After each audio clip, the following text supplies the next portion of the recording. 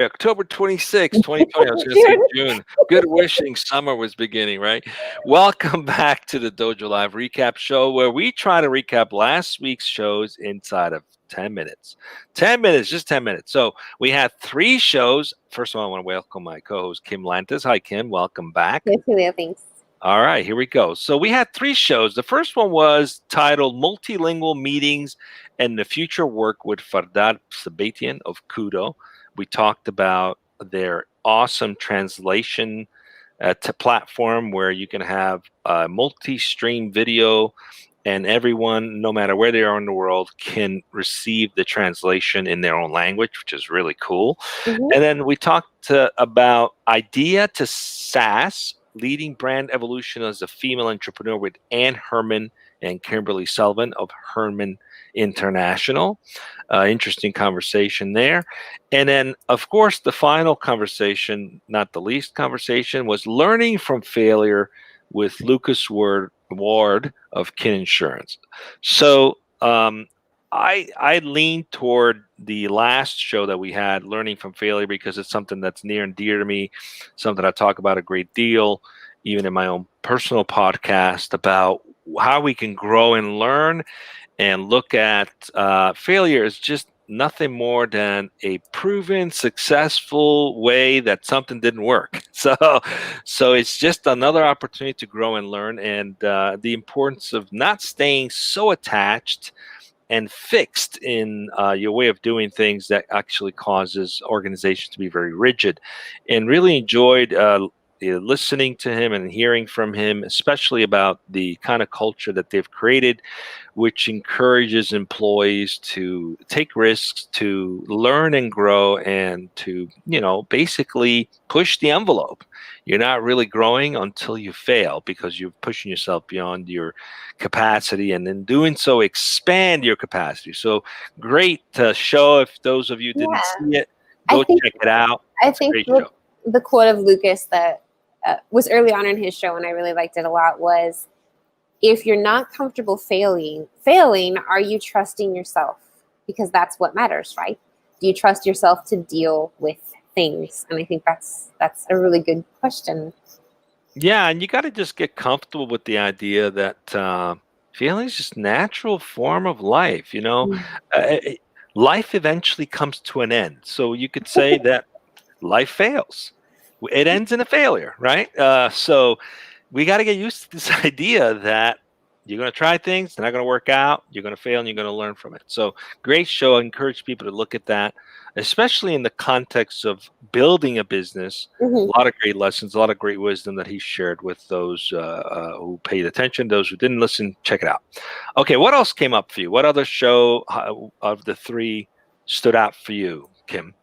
Well, I got the opportunity to co-host the other 2. If we want to go back to Idea to SaaS with Anne and Kimberly, that talk I found to be very interesting. It was basically a discussion about resilience and adaptability and what they do at Herrmann International. And basically what they do is whole brain thinking training. And so where she came in, I think it's a 3rd generation company.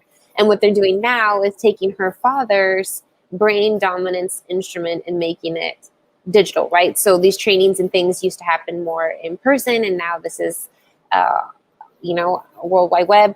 And yeah, it was interesting because they talk about with his instrument, there's, I think, 4 different types of thinking, and how we can, we usually lean as individuals more into one of those quadrants, and how if we can learn the other types of thinking and adapt accordingly, it's just going to make us as a company and as individuals better communicators. And to me, it really reminded me of the 5 love languages, right? That different people speak different languages.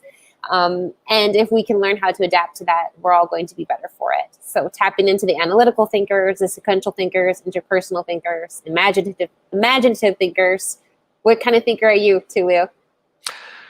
Well, I'm an experimental thinker a lot. So what I enjoyed about the conversation we had is the possibility where an organization can adopt a common language, so that you can actually sort of give a heads up if you're in a meeting that, hey, go with me now in this process, right? So it doesn't scare people that you're thinking out loud And because sometimes you're thinking out loud, it sounds like you're about to make huge changes, and people just kind of hold on to their chairs real tight, like, "Oh my gosh, what is going to happen?"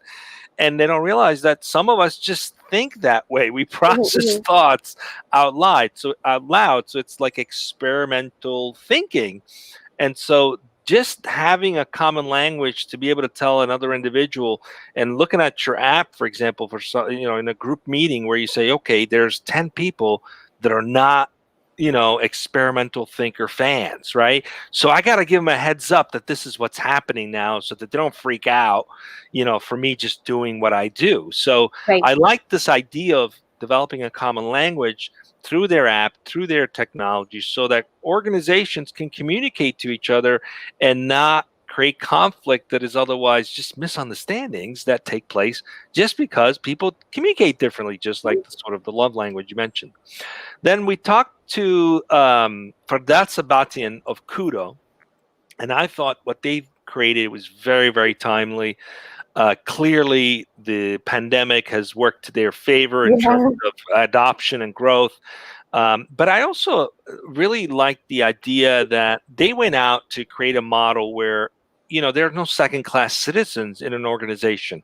If you live in another country and the stand-up meetings or the monthly all-hands meeting is taking place in one particular language, those individuals in other countries sometimes feel like they're second-class citizens because they're not getting the benefit of their native language.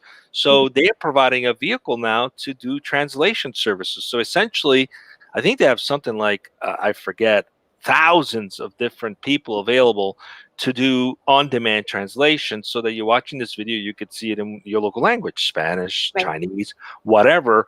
And also that they have people that will translate even some of the sort of tone and try to localize jokes as best as possible. But the most important thing is it's about really achieving inclusion, right? A lot of companies talk about this, but lack the technology to actually pull it off. And with KUDO, you can actually pull that off. Anyone in the organization at any given time can have access to the information they need, and you can communicate with them in their own local language. In real time. Yeah, exactly. Yeah, and I like the feature where you don't have two voices in your ear. I think they can sort of mute out the original speaker and you're only hearing the translator. Because to me, when I can hear both, it messes me up. Look, they've taken the advantage of what you get if you were a UN ambassador, right, and brought it to the masses. That's really what they've done, right? Yeah. So kudos to them. Very appropriate name, KUDO. KUDO. And okay, so that's it for last week. If you want to get the details of the show, they're only about 20, 30 minutes each. Just check them out. You can look at this posting. There's a link in wherever you're watching us, and in that link you can check out all the interviews. We've got plenty more coming up this week. Do you have that in front of you, Kim? Let's see if I can pull it up. I do, I believe so. But I'm looking, honestly, I'm looking at my calendar and I'm looking at the website and they're not jiving, so I'm a bit confused. I hear you. You got to hit the upcoming button on the website to get the latest. Okay, so here's what we got coming up. All right, so we've got Auto Loans, Your Secret to Savings with Nancy Fitzgerald. And then we have Outbound Sales, Outreach, and Closing Deals with Stan Rimkinwitz. I'm sorry if I botched that name up. I apologize. I'll get it right at the time of the show. We're really good at botching up names. And then exactly. And then we have Creating Relevant Contextual Experience to Drive Digital Customer Engagement with Paula Tompkins. These are the 3 shows coming up this week. I think actually we have a 4th one possibly. No, that's coming up, and that's in November. So that's the shows coming up this week. Don't forget to tune in tomorrow, 1 p.m. Pacific. We'll be back. And until then, stay safe.